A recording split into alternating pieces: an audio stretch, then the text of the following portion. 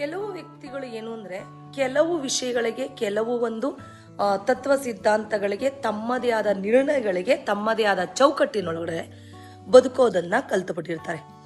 ಅವ್ರಿಗೆ ನೀವು ಎಷ್ಟೇ ತಿಳುವಳಿಕೆ ಹೇಳಿ, ನೀವು ಏನೇ ಪ್ರಯತ್ನ ಮಾಡಿ ಆ ಬೌಂಡ್ರಿ ಬಿಟ್ಟು ಅವರು ಹೊರಗಡೆ ಬರುವುದಿಲ್ಲ. ಆ ಬೌಂಡ್ರಿಲೇ ಏನಾದ್ರೂ ಮಾಡೋದಕ್ಕೆ ಸಾಧ್ಯನಾ ಅನ್ನೋದನ್ನ ಯೋಚನೆ ಮಾಡ್ತಾ ಇರ್ತಾರೆ. ಇಲ್ಲ, ಪ್ರಪಂಚ ವಿಶಾಲವಾಗಿದೆ, ಆಕಾಶ ಎಷ್ಟು ದೊಡ್ಡದಾಗಿದೆ, ನೀವು ಬನ್ನಿ ನೋಡಿ, ನಿಮ್ಮ ಬೌಂಡ್ರಿ ಬಿಟ್ಟು ಹೊರಗಡೆ ಬನ್ನಿ, ಎಷ್ಟೇ ಕೌನ್ಸಿಲಿಂಗ್ ಕೊಟ್ಟರು ಅವ್ರು ಯಾವತ್ತೂ ಬದಲಾವಣೆ ಹೊಂದೋದಿಲ್ಲ. ಯಾಕೆ ಗೊತ್ತಾ? ಅವ್ರು ಅದನ್ನ ಪೂರ್ವಗ್ರಹ ಪೀಡನೆ ಅಂತಾರೆ. ಅಂದ್ರೆ ಚಿಕ್ಕ ವಯಸ್ಸಿನಲ್ಲಿ ಏನೋ ಒಂದು ಆಗಿರುತ್ತೆ, ಇಲ್ಲಪ್ಪ ನಮ್ಮ ಲೈಫ್ ಇಷ್ಟಲ್ಲೇ ನಾವು ಸೀಮಿತ ಮಾಡ್ಕೋಬೇಕು, ಅದೆಲ್ಲ ರಿಸ್ಕ್ ತಗೊಂಡ್ರೆ ಇನ್ನೇನೋ ಆಗ್ಬಿಡುತ್ತೆ ಅನ್ನೋ ಭಯ ಅವರಲ್ಲಿ ತುಂಬ ಬೇರೆ ಬಿಟ್ಬಿಟ್ಟಿರುತ್ತೆ. ಹಾಗಾಗಿ ಅವರು ಯಾವುದೇ ರಿಸ್ಕ್ ಅನ್ನ ತಗೊಂಡು ಯಾವುದೇ ಕೆಲಸವನ್ನ ಮಾಡೋದಕ್ಕೆ ಗ್ಯಾರಂಟಿಯಾಗಿ ಮುಂದುವರಿಯೋದಕ್ಕೆ ಹೋಗೋದೇ ಇಲ್ಲ. ಅವರು ಆ ಬೌಂಡ್ರಿನಲ್ಲೇ ಇರ್ತಾರೆ. ಅವ್ರಿಗೆ ಕೌನ್ಸಿಲಿಂಗ್ ಕೊಡೋದು ಕೂಡ ಟೋಟಲಿ ವೇಸ್ಟ್. ಯಾಕೆ ಅಂದ್ರೆ ಅವರ ನಿರ್ಣಯ ಬದಲಾವಣೆ ಹೊಂದೋದಿಲ್ಲ. ಬಟ್ ಅವ್ರಿಗೆ ಆಸೆ ಇರುತ್ತೆ, ನಾನು ಇದರಲ್ಲೇ ಬದುಕ್ಬಿಟ್ಟು ನಾನು ಹೀಗೆ ಸಾಯಬೇಕು ಅನ್ನೋದು ಏನು ಇರೋದಿಲ್ಲ. ಬಟ್ ನಾನು ದೊಡ್ಡ ವ್ಯಕ್ತಿ ಆಗಬೇಕು, ಜೀವನದಲ್ಲಿ ಬದಲಾವಣೆ ಹೊಂದಬೇಕು ಎಲ್ಲ ಇರುತ್ತೆ. ಆದರೂ ಕೂಡ ಬದಲಾವಣೆಗೆ ಮನಸ್ಸನ್ನ ಒಪ್ಪೋದಿಲ್ಲ. ಆ ಬೌಂಡ್ರಿ ಲೈನಿಂದ ಹೊರಗಡೆ ಕರ್ಕೊಂಬರೋದಿದೆಯಲ್ಲ, ತುಂಬ ಕಷ್ಟ ಆಗುತ್ತೆ. ನಿಮ್ಮ ತಂದೆ ತಾಯಿ ಆಗಿರ್ಬೋದು, ನಿಮ್ಮ ಸ್ನೇಹಿತರಾಗಿರ್ಬೋದು, ನಿಮ್ಮ ಬ್ರದರ್ಸ್ ಇರ್ಬೋದು, ಸಿಸ್ಟರ್ಸ್ ಇರ್ಬೋದು, ನಿಮ್ಗೆ ಈ ಎಕ್ಸ್ಪೀರಿಯನ್ಸ್ ಆಗಿರುತ್ತೆ.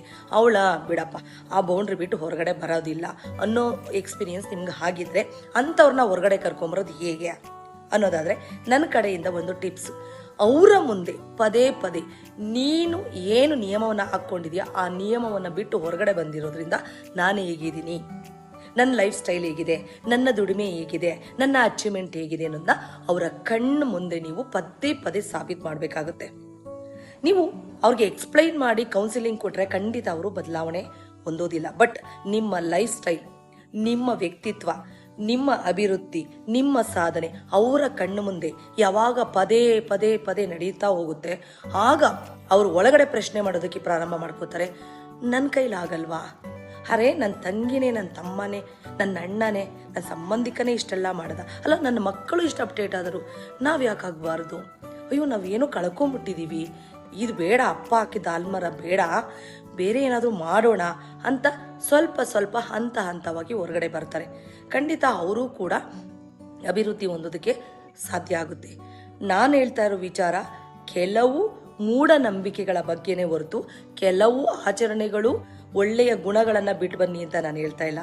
ನಾನು ಹೇಳ್ತಾ ಇರೋದು ಒಂದೇ, ಅಭಿವೃದ್ಧಿ ಇಲ್ಲದೆ ಇರೋ ಮಾರ್ಗನ ತುಂಬ ಅನುಸರಿಸೋದು ಬೇಡ.